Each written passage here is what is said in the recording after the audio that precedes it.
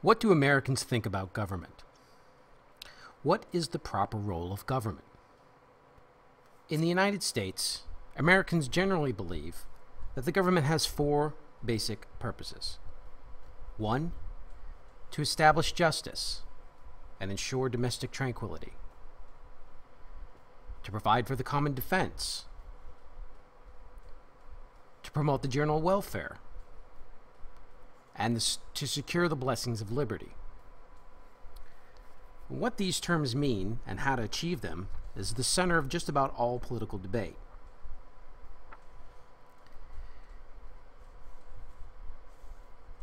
Since our nation's founding, Americans have been reluctant to grant the national government too much power for fear that the government would become tyrannical.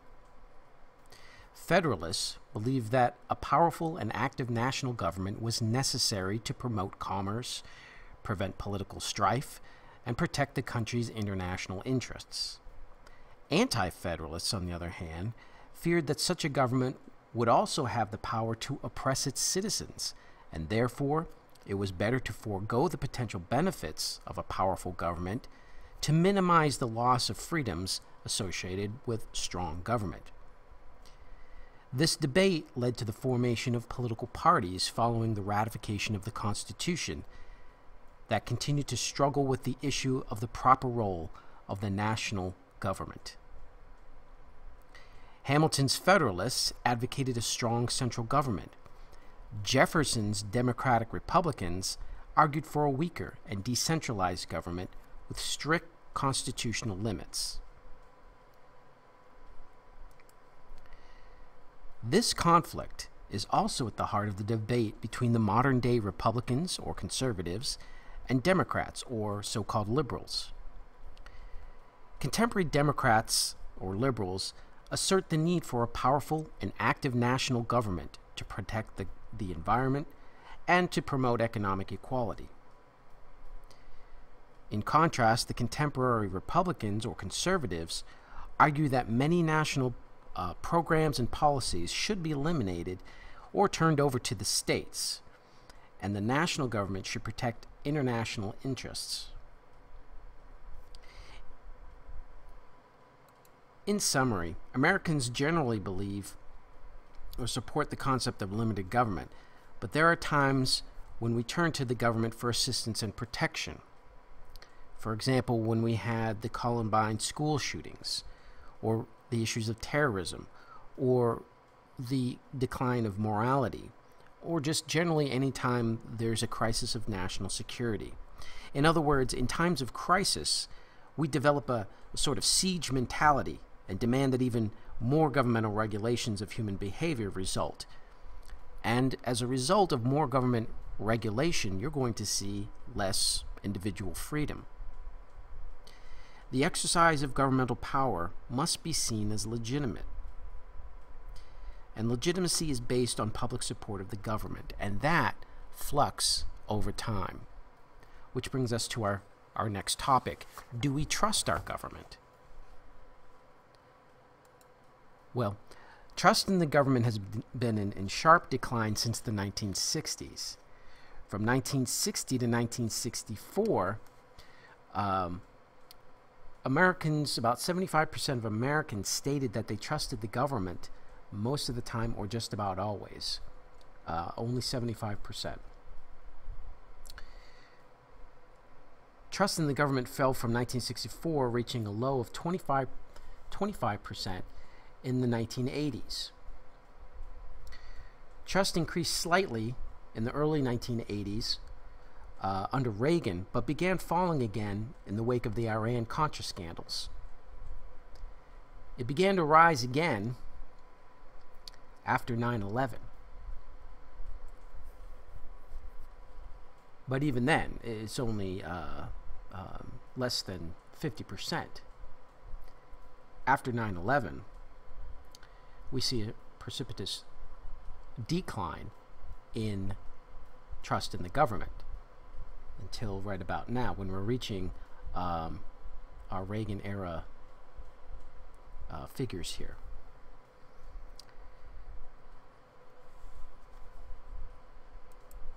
American distrust of government may be a product of a belief that 1. The government has grown too big, 2. A dissatisfaction with government performance, 3.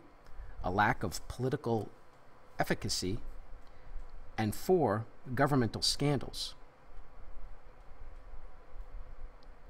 Governments at every level have increased in size and scope. The size of the federal government was limited in size, scope, and influence until around 1929, with power residing primarily in the states. With the stock market crash of 1929 and the following Great Depression, with the run on the banks in 1933, this led to demands for increased federal intervention, where today the federal government has influence in just about every aspect of American society. Americans can't escape the power of modern government today, both at every level, local, state, and federal, nor do they necessarily want to. It's more that the public is dissatisfied with governmental performance. A 1996 poll indicated that 81% of Americans believe that government is wasteful and inefficient, and 79% said that government spends too much money on the wrong things. This may be a product of a perception that government spending has not solved some of the more pressing problems facing the nation. Furthermore, the media is often skeptical of governmental programs and highlighting government waste. Also, the declining national economy may have led to declining levels of trust and satisfaction with the government. There's also been a decline in a sense of political efficacy. This is the belief that citizens can affect the government, what the government does. This belief has also been declining. 66% of Americans do not believe that the government officials care what the people think. Americans also believe, about 76% of them, that the government believe that the government is run by a few big interests looking out for their own interests. Young Americans, about 72% of them, believe that they have something important to say, but that no one will listen. Government action or inaction may have contributed to a decline in the trust of government. Let's look at the history. Examples including the massacre at Wounded Knee and the genocide of the American Indians throughout the 1800s. The Tuskegee Experiments from 1932 to 1972 gave validity to belief that the government could engage in some really sinister activities against unsuspected groups in American society. You'll remember the Tuskegee Experiments was where you had 600 subjects in this government-funded experiment. They were sharecroppers from Macon County, Alabama. They were offered free treatment for, quote, bad blood. And what they were doing was they were being infected and left untreated for syphilis, even though the government had penicillin that was in widespread use by 1946. They wanted to see the government wanted to see the effects of untreated syphilis. Over 100 of these subjects died from syphilis, and more died early because of syphilis-related problems. A very heinous use of governmental power in the United States. Another historical impact on the decline of the belief that government is listening is the pace of the 1960s civil rights movement. This alienated both whites and blacks. There's many other examples, including the Branch Davidians, Ruby Ridge, Elian Gonzalez. These all demonstrate the use of force to achieve questionable governmental objectives. And then we have most recently the Wall Street Occupy movement. And but what is the impact of this declining trust in government? We've seen it historically, we see it here today. Well, the public may refuse to comply with governmental policies. This includes paying their taxes or following regulations. This may jeopardize our national security. It may lead to revolution. and the collapse of the democratic process as we know it.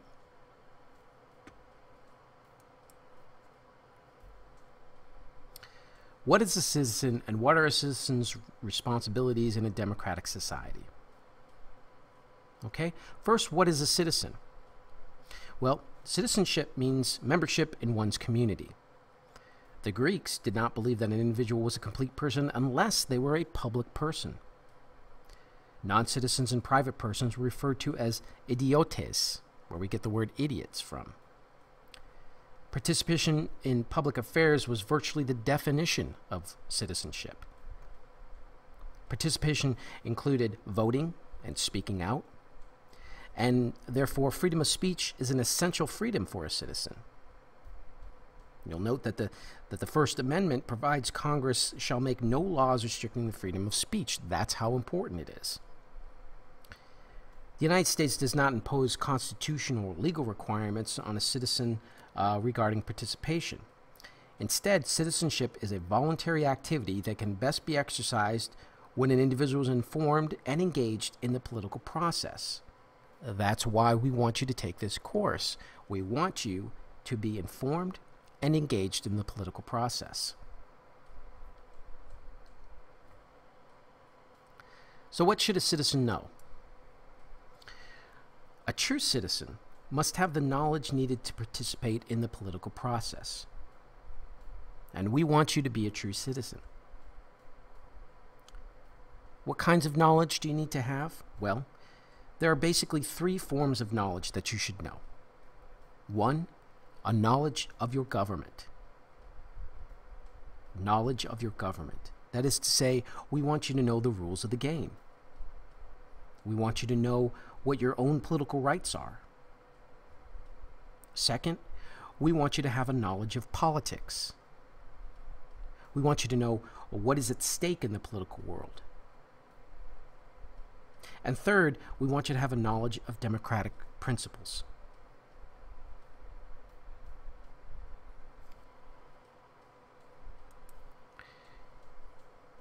We want you to take that knowledge and turn it into interest. Right? Today, Americans are pretty poorly informed, especially given that we are in the information age. But Americans are really, they're informed about things that are pretty trivial.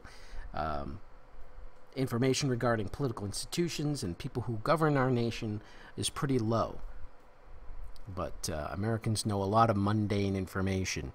And if you ever watched, one of those late night show man on the street interviews, you kind of get an idea of what I'm talking about.